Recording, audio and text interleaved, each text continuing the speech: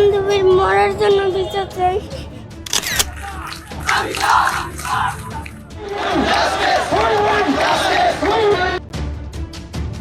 শিশুর আত্মচিৎকার, মায়ের বুক ফাটা কান্না, রক্তাক্ত লাশ আর আতঙ্কে স্তব্ধ হয়ে যাওয়া এক বাংলাদেশ। একের পর এক শিশু ধর্ষণ, হত্যাকাণ্ড এবং দেশের রাজনৈতিক অস্থিরতা। প্রতিদিন যেন নতুন কোনো বিভীষিকার খবর নিয়ে ঘুম ভাঙছে দেশের মানুষের। রাস্তা থেকে সোশ্যাল মিডিয়া, সবখানেই এখন শুধু ক্ষোভ, আতঙ্ক আর অস্থিরতা। কিন্তু প্রশ্ন হলো, এসব কি শুধুই বিচ্ছিন্ন অপরাধ, নাকি বাংলাদেশের ভেতরে অনেক আগেই শুরু হয়ে গেছে এক ভয়ঙ্কর শ্যাডো ওয়ার? কারণ ঠিক যেই মুহূর্তে বাংলাদেশ বদলে ফেলেছে নিজের ভূ রাজনৈতিক অবস্থান, ঠিক সেই সময় দেশের ভেতরে বিস্ফোরিত হচ্ছে সবচেয়ে স্পর্শকাতর ঘটনাগুলো। তিস্তা প্রকল্পে চীনের সম্পৃক্ততা, পাকিস্তানের সাথে নিরাপত্তা ও গোয়েন্দা সহযোগিতা, ভারতের দীর্ঘদিনের প্রভাব বলয়ের বাইরে বেরিয়ে আসার ইঙ্গিত। ঠিক এর পরপরই দেশের একের পর এক ভয়াবহ অপরাধের বিস্ফোরণ। তাহলে কি সবই কেবল কাকতালীয়, নাকি বাংলাদেশকে অস্থিতিশীল করতে পর্দার আড়ালে সক্রিয় কোনো ডিপ স্টেট বাংলাদেশ যেন এক চরম ক্রান্তিকাল অতিক্রম করছে? একদিকে ভয়াবহ অর্থনৈতিক চাপ, অন্যদিকে শিশু ধর্ষণ ও নৃশংস হত্যাকাণ্ডে স্তব্ধ পুরো জাতি। সম্প্রতি ঢাকার পল্লবীতে 8 বছরের শিশু রামিসার হত্যাকাণ্ড দেশজুড়ে সৃষ্টি করেছে তীব্র প্রতিক্রিয়া। সামাজিক যোগাযোগ মাধ্যমে ছড়িয়ে পড়েছে ক্ষোভের বিস্ফোরণ। ঠিক এমন এক সময়ে প্রধানমন্ত্রী তারেক রহমান নিজে ছুটে যান রামিসার বাসায়, ভিকটিম পরিবারের পাশে দাঁড়িয়ে দেন বিচারের আশ্বাস।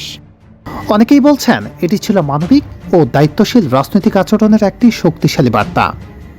কিন্তু তারপরও মানুষের প্রশ্ন থামছে না, কারণ সাধারণ মানুষ এখন শুধু অপরাধী গ্রেপ্তার দেখতে চায় না, তারা দেখতে চায় দ্রুত বিচার।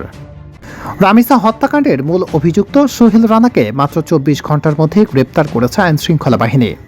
তবুও জনমনে ক্ষোভ থামছে না, কারণ বাস্তবতা হলো বাংলাদেশের বিচারিক দীর্ঘসূত্রতা মানুষের মনে ভয়ঙ্কর অনাস্থা তৈরি করেছে।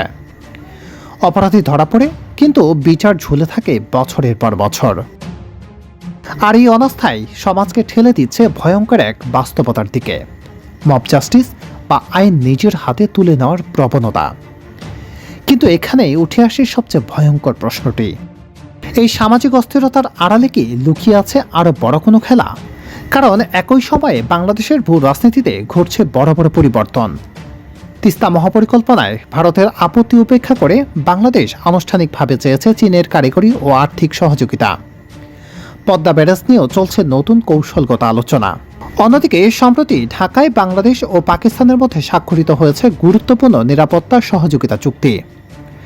সরকারিভাবে এটি মাদক পাচার ও মানি লন্ডারিং প্রতিরোধের সমঝোতা হলেও বিশ্লেষকদের অনেকে মনে করছেন এর ভিতরে রয়েছে গোয়েন্দা তথ্য বিনিময়ের আরও গভীর কাঠামো। শুধু তাই নয়, দীর্ঘদিন ভারতের প্রশিক্ষণ কাঠামোর উপর নির্ভরশীল বাংলাদেশের কিছু উচ্চপদস্থ কর্মকর্তা এবার গেছেন পাকিস্তানের লাহোর সিভিল সার্ভিস একাডেমিতে প্রশিক্ষণ নিতে।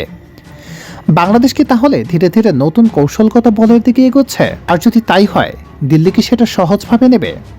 কারণ ইতিহাস বলে দক্ষিণ এশিয়ার ভূ রাজনীতিতে প্রভাব ধরে রাখতে বড় শক্তিগুলো প্রায়ই হাইব্রিড ওয়ারফেয়ার, সাইকোলজিক্যাল অপারেশন কিংবা ডিপ স্টেট স্ট্র্যাটেজি ব্যবহার করছে বলে নানা বিশ্লেষণে দাবি করা হয়।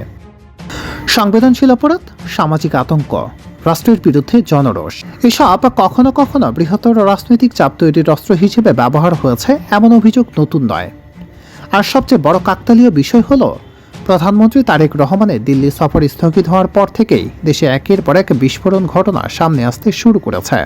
তাহলে কি এসব শুধুই বিচ্ছিন্ন অপরাধ, নাকি কোনো অদৃশ্য শক্তি পরিকল্পিতভাবে রাষ্ট্রকে অস্থিতিশীল করার চেষ্টা করছে? কেউ কেউ সরাসরি ভারতের গোয়েন্দা সংস্থা রয়ের দিকে আঙ্গুল তুলছেন, যদিও এসব অভিযোগের পক্ষে এখন পর্যন্ত কোনো প্রকাশ্য ও নির্ভরযোগ্য প্রমাণ সামনে আসেনি। তবে প্রশ্ন থেকেই যায়, বাংলাদেশের গোয়েন্দা সংস্থাগুলো কি এই অদৃশ্য সংযোগগুলো খতিয়ে দেখছে, নাকি পুরো ক্ষোভ গিয়ে পড়ছে শুধু স্বরাষ্ট্রমন্ত্রীর কাঁধে? আর পর্দার আড়ালের খেলোয়াড়রা থেকে যাচ্ছে সম্পূর্ণ ধরাছোঁয়ার বাইরে। বাংলাদেশ কি শুধুই অপরাধ সংকটে আছে, নাকি দেশ প্রবেশ করছে এক নতুন জিওপলিটিক্যাল শ্যাডোর ওয়ারে?